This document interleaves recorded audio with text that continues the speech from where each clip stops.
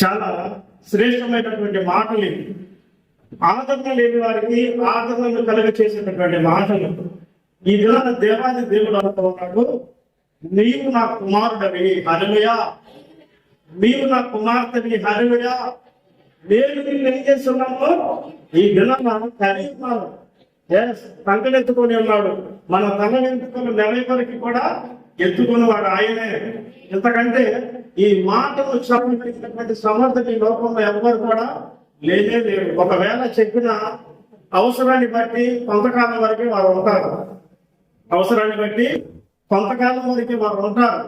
కానీ ఈ వాకిచ్చినటువంటి దేవాది దేవుడు ఉన్నాడు చూసారా, ఈయన మాత్రము జీవితాంతము హల్లెలూయా, మనము నడిచినంత కాలము హల్లెలూయా, ఈ లోకమందును పరలోకమందును ఆయన ఏం చేస్తాడంటే కుమారులుగా చేర్చుకొని తన స్వాస్థ్యాన్ని మనకి ఇవ్వబోతూ ఉన్నాడు. దేవుని విషయమే మనం చింత